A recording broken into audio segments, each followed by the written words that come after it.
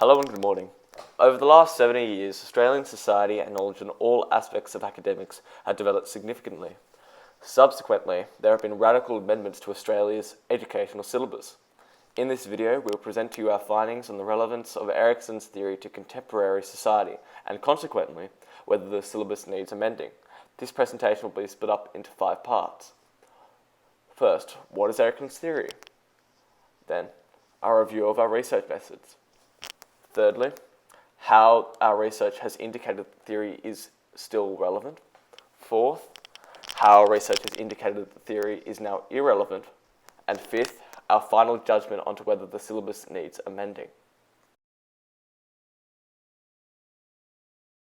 Erik Erikson maintains that a human's personality develops over their entire life through the experience of the 8 stages of man, or 8 stages of psychosocial development. The theory suggests that in each stage of development, the personality experiences a crisis which results in a positive or negative outcome for personality development. Erikson argued that the completion of each of these stages will result in the acquisition of basic virtues that lead individuals to become more well-rounded human beings. Conversely, failure to complete one of the stages can decrease an individual's ability in successfully managing a future crisis. In researching the relevance of Erickson's theory of psychological development to contemporary society, we utilize both primary and secondary methods. For our primary research, we utilized a focus group of 5 people from 2 different generations.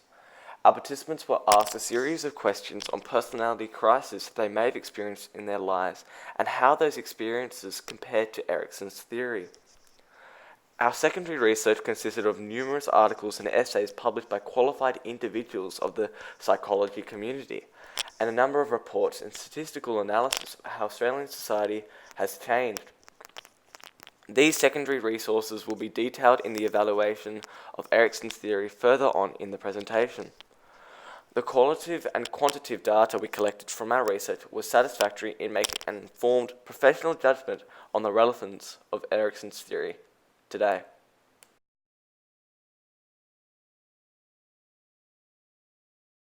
Erik Erikson's theory of psychological development remains at least somewhat relatable to most people. As put by Professor David Schaefer, Erikson's theory emphasizes many of the social conflicts and personal dilemmas that people may remember are currently experiencing, are easy to anticipate, or can see affecting people they know.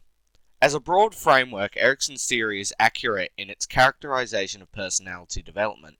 This is an opinion that was shared amongst much of our focus group, with one participant of middle age stating that, "I feel like everyone's found aspects of this theory that ring true for them." The general consensus within the focus group was that the theory provides a broad template which many of an individual's life experiences can fit into. This line of thinking is similar to Erikson, who provided the statement that he had nothing to offer except a way of looking at things.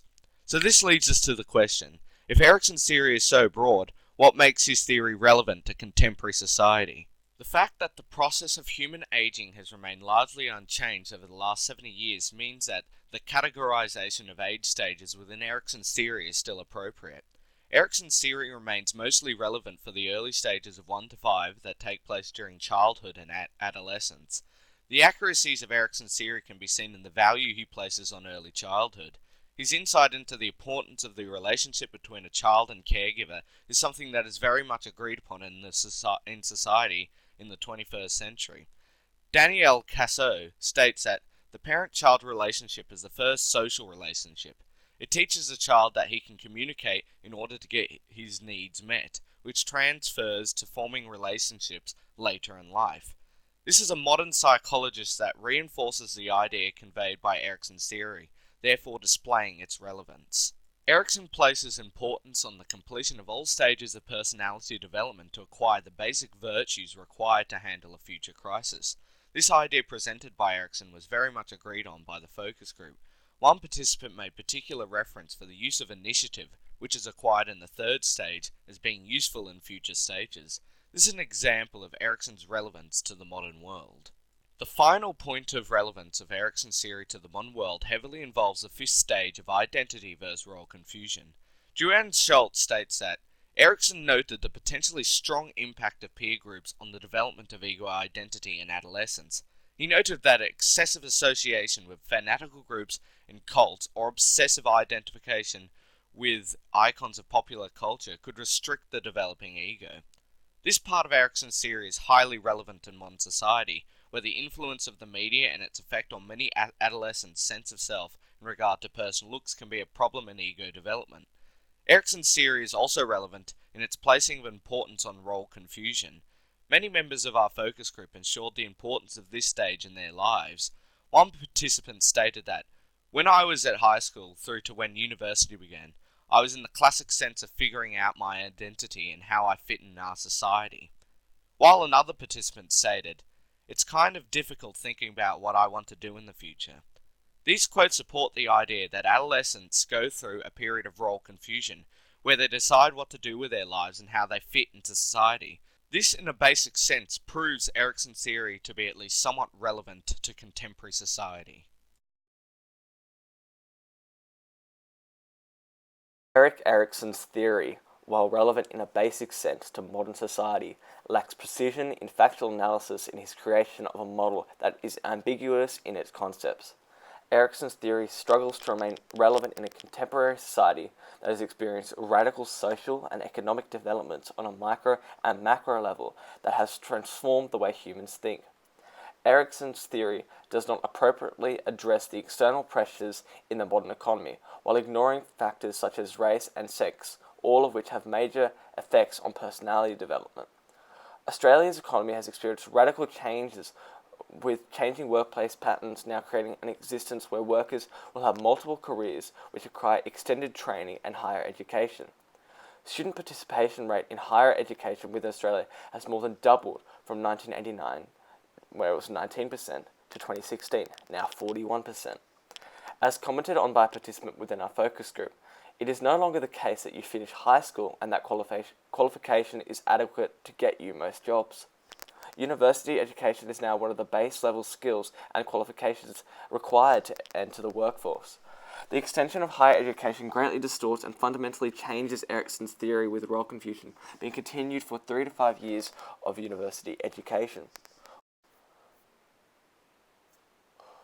Also, with the changing nature of Australians' work patterns, many employees will have multiple careers throughout their working life. The result of this is the suffering of role confusion throughout one's work life, which is a factor left unaddressed by Erikson. The reality of the modern world is a delay of future stages due to the extension of Erikson's fifth stage of identity versus role confusion that coincides with the increased education and job insecurity. Yet despite Erikson's observation of sex differences, his chart of life cycle stages remain unchanged. Identity continues to precede intimacy as male experiences continue to define his life cycle conception.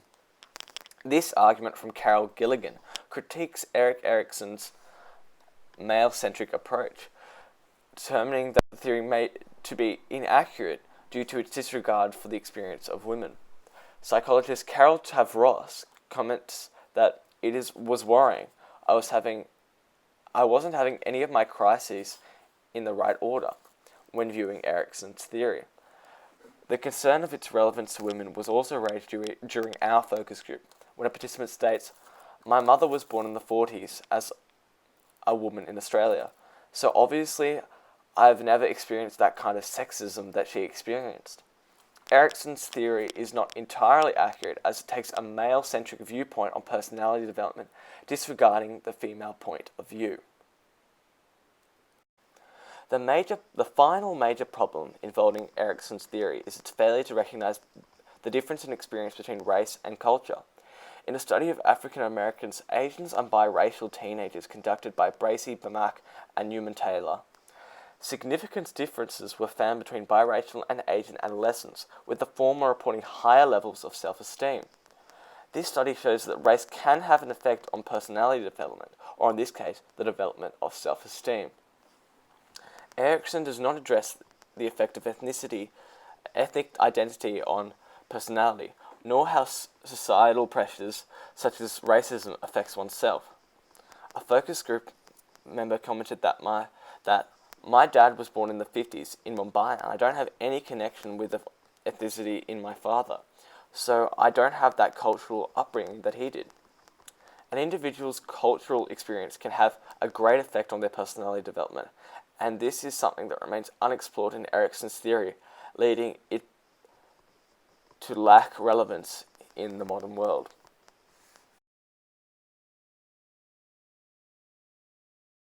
Our final recommendation to Nessa maintains that Erikson's theory should not be removed from the syllabus but be taught in the way for which it was designed.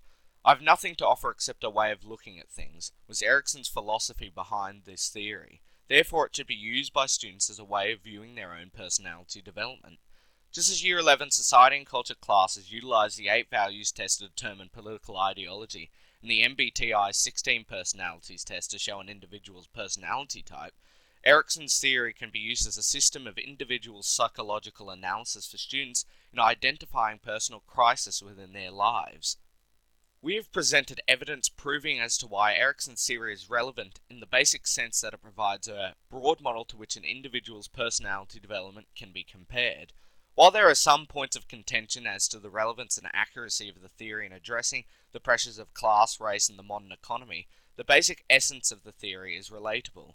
Just as the test, such as 8 values and 16 personalities, has its flaws, this theory maintains enough relevance to be enjoyable and a beneficial activity in classrooms. The theory is in no way precise and accurate enough to be considered as a factual summary of personality development, hence why its use in classrooms should be limited. The Ford Institute recommends that the syllabus be reconstructed in such a way as to accommodate an introductory class where Erik's theory is utilized by students to learn about the basics of psychological development theory. We recommend that students use Erikson's theory to reflect upon their own lives and developmental experiences.